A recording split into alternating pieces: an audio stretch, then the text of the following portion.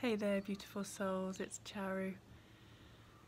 I've got a really interesting question for you today that I would love for you to answer, and I'm also going to take a little bit of time to share from my own experience.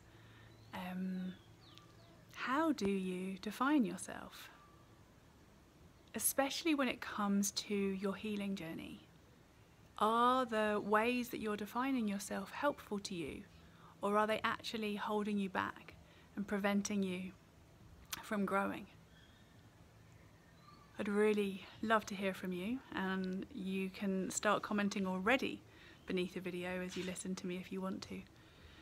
But I've been realizing that so much of the healing journey is about this very question. How do I speak to myself? How do I define myself? How do I see myself? How do I treat myself? And as much as the impetus to start on a healing path can come from the painful or difficult experiences that we might have had in our younger years, what works when it comes to the healing journey is a reevaluation of these definitions and a recommitment to seeing yourself and talking to yourself through the eyes of love. And the big question is, well, how do you do that when it's gotten so ingrained, when you have heard for lifetimes potentially that you need to, not speak up for yourself, or don't be in danger, don't rock the boat, don't be authentic?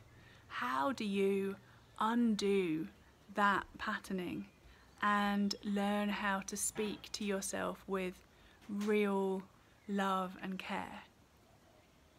So in my case, this was a huge part of my healing journey.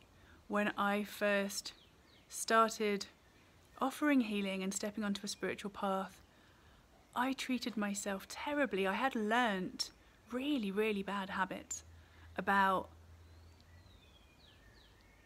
how to get the best out of myself, or so I thought. So the version I had of getting the best out of myself was basically to crucify myself every time I did something that I thought wasn't correct or appropriate. And I'm sure you can imagine that didn't work very well.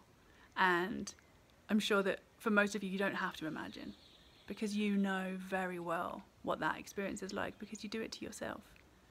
And so if you feel inspired to, I would love for you to just get authentic with yourself and look at the way that you're talking to yourself, the way that you treat yourself, the way that you define yourself inside your head, and really tell the truth about whether it's working or not.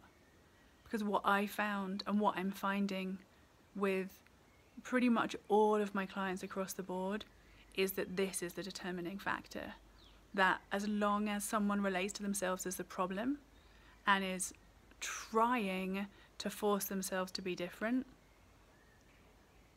no matter how much growth, apparent growth, or transformation and healing happens in their life, their daily experience is still essentially miserable because of how they're treating themselves. And not only that, but what they attract and what comes to them in their friendships, their relationships, their working relationships, or their jobs, is a reflection of how they're talking to themselves. And when that shifts, and when the possibility of recognizing the profound gift of you starts to arise, everything changes. Not just the internal relationship, but the literal external experiences and happenings, from how much money comes in, to what opportunities come your way, to the partners and friends that you can attract. It is all predicated on how you talk to yourself and how you define yourself internally. So I'd love to hear from you. How are you defining yourself? And is it working or not working? And